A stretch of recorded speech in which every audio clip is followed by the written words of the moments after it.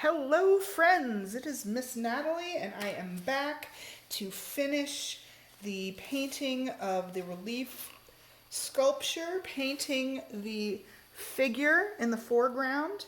You can see all my mess here, sorry about that. I've got my palette, cleaned it up a little bit, and I have added some more white and some more of that burnt sienna. And then kept and a little bit more green because I realized I needed more green. And kept most of the other colors as they are. Wiped a little bit of it clean. Sorry about my arms in the way. Okay, these are potato quality videos, folks. I never promised to be a video blogger person, whatever that's called, comments. Answer in the comments. No, I am an art teacher. So here we go. I'm going to start by mixing and painting the skin color for my figure. And I'm going to start with a lot of white because this is based on my son who is extremely pale. And add just a little bit of that burnt sienna to that until I feel like I have kind of a tan. And I'm going to add a tiny bit of the vermilion in. No, that's too much. If it's too much, you can always wipe it off onto the palette because he's pink like me. We are pale, pale people. All right, and let's see how that looks. I'm going to start with the feet. Is that too pink? That might be a little bit too pink. I think I'm going to add more white and a little bit more brown.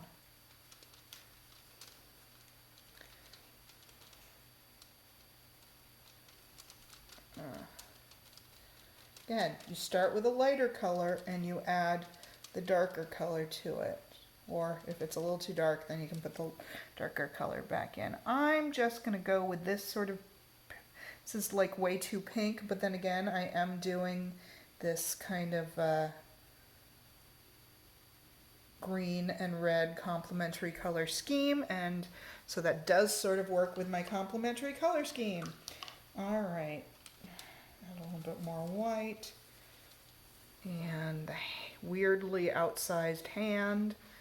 That I would probably give myself, well, I wouldn't give myself any points off for this weirdly outsized hand. Because that's just a little tiny mistake, and overall the proportions are pretty good.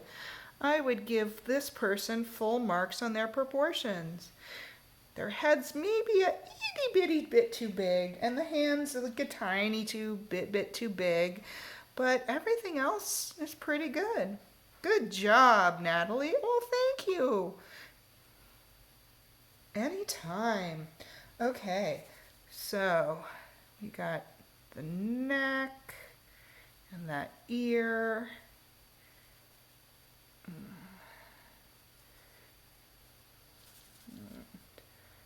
Around the face and the head.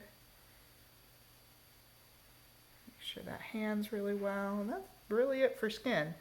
Mostly it's other things showing. Oh, this ear needs a little bit more. All right. So let's see, I'm going to take my burnt umber, add a little bit of that, a little burnt sienna to the burnt umber, and burnt umber rather to the burnt sienna. What did I just say? That's right. You add the darker colors to the lighter colors. Wish this paint wasn't so chunky. If your paint is chunky, let me know in the comments. Oh, no. Yeah. Okay, so hair. I think that wasn't, is that hair or is that not hair? It's hard to tell what's hair and what's not. I think I'm going to have to go back and do some background because what I thought was hair actually isn't. And in this case, there's so much texture in this hair. I'm actually like doing what you're not supposed to do, which is kind of like scrubbing in with my paintbrush. Normally, you lay the paintbrush gently against what you're painting. Let it kiss the paper or the clay or the canvas because they're friends. But in this case, I want to really get in there and get all the paint in all the little textured spots of this shaggy headed character, which is, yes, all right. Hopefully you can see my arm isn't too much in the way. Again, potato quality video. I never claimed anything better. All right, so there we go. We've got hair, and I'm going to take just a moment to take some of the gray that I had left over and see if I can't get it onto that soup spoon.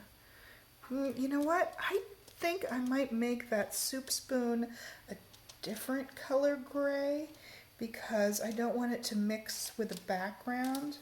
So I might make it like a slightly darker gray, more of like a slate than whatever this is. There we go. Yeah, I'm definitely going to have to come back and do some of the things in the background again. I can already see where things are just, I wasn't sure where the paint should be, so I missed it. Or maybe it even got sucked up by the clay. And yeah, I could be doing that off camera so that you could just see the thing that I said I was going to do, which is paint the, oh, there's definitely some U there. Paint the figure. Okay, seriously, now I am going to paint the figure. And now I'm on to the clothing and then the bowl. I'm going to do the bowl first since my water's kind of red and the bowl is going to be red. I am going to go ahead and I'm just going to try some like straight up vermilion and see how I feel about that. Oh yeah, I like it.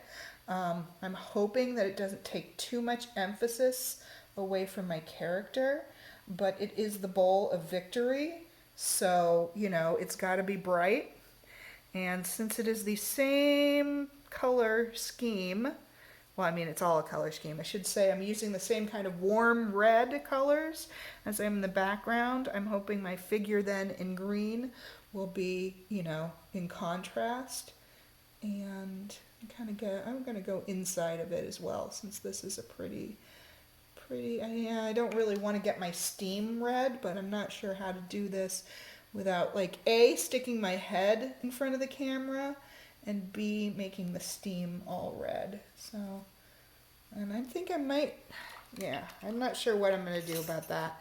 That might be a little problem. One thing you can do quickly if you get paint somewhere you don't want is water it down and like wipe it a little bit, but once it dries, this stuff turns into plastic. So yeah, be careful with your clothing when you're painting. Acrylic paint is basically liquid plastic, and once it dries, it becomes plastic. Oh, nuts, I lost one of my steam things. Well, it's just like those Romans who lost their head, right? That is one of the problems with high relief, is that pieces are fragile and can pop right off. Well, this way you can see the S in the soup a little bit better, I guess.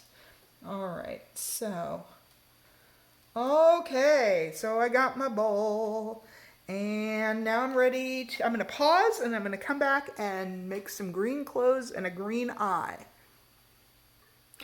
Okay, so I have now washed out my brushes and gotten some clear water, so that I can now work on the clothing. And I would like to have two different kinds of kinds of green shades, tints or tones of green, possibly even a slightly different hue.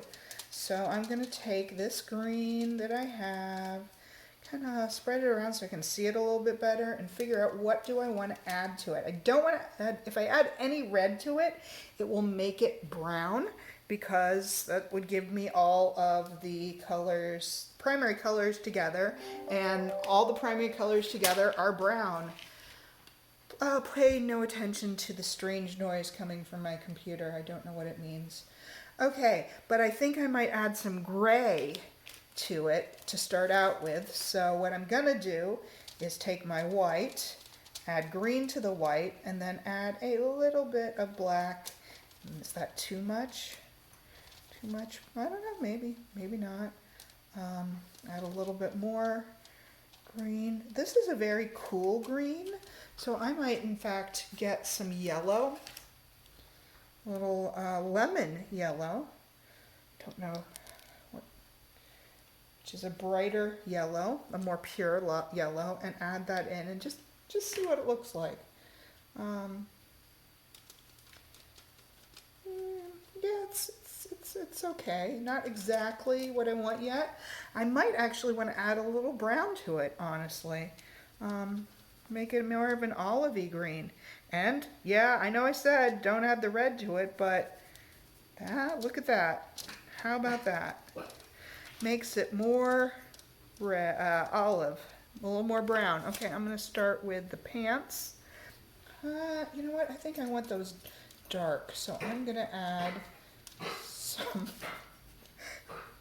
black to that to make it a nice, dark, deep olive green. I know nobody wears like an all green outfit, but maybe, you know, the enemies of the soup, that is their like uniform, right? So we'll see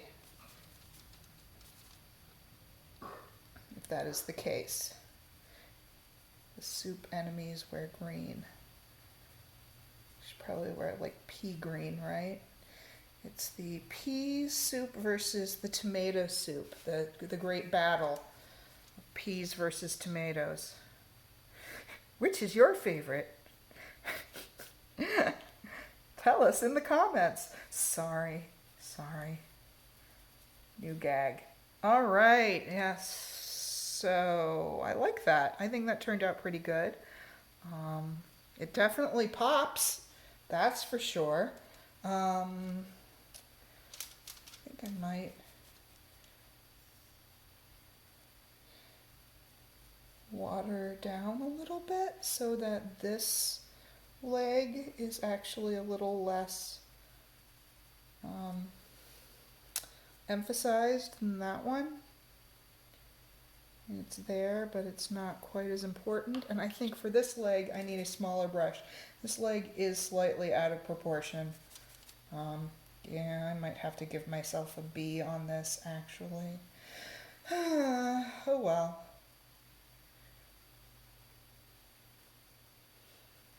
I went too fast.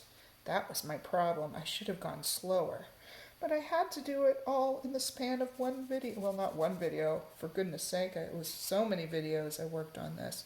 Okay, so, we've got our pants, and I'm going to put this dark stripe in, like, because I have this stripe. Because I like a sleeve with a stripe. And maybe in at the collar, too. Just for, you know, style, fashion, what have you. Then I'm going to make the shirt a brighter green. You know what? I took out way too much green. I thought I didn't have enough, but in fact I had so much green I could have had a lot less. I'm just going to add a tiny bit of bright green and see how I feel about it. Is that too Christmassy? No, actually, I don't think it is. I don't think it's Christmassy. If you think it's Christmassy, tell me in the comments below. Oh, I love a running gag. Okay, so yipes. See, don't go so fast. You'll mess up. I'm just kind of like, let's get this video over with. Come on, we've got things to do, more art to make. But you have to go slow. Take it slow, slow and steady, wins the race and gets your things. done. And honestly, when I'm going to go back after I'm done with this video, let it dry, see what little bits and pieces that I missed, and go back and do some more. Just like I came back and I did the steam, because I was like, I could add something. I could add another element to make this more interesting. So that's what I'm going to do after the video is over. In fact, one thing I'm going to do is that eye, because there's no way, well, I'm going to make this part, yeah, this is like the smallest brush I have, and it's pretty big.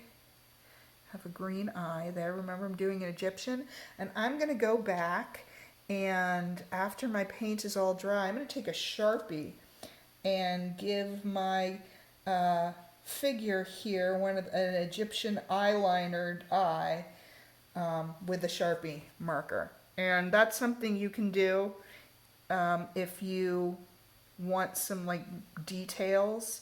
You could go back with a Sharpie. They have Sharpies in all different colors. This is not a sponsored video. So you can make all sorts of colors of Sharpies just fine. And okay, so you can do, yeah, just fine. Sorry I had to pause for a second, because, you know, I do this in my kitchen, right in my kitchen.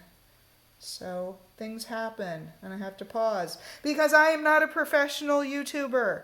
I am an art teacher. That is why I am Art Teacher Natalie, Artie Natalie, that's me. So, yep, I'm going to stop here. Let it dry, come back, see what I can do. Now it's your turn. Go make some art.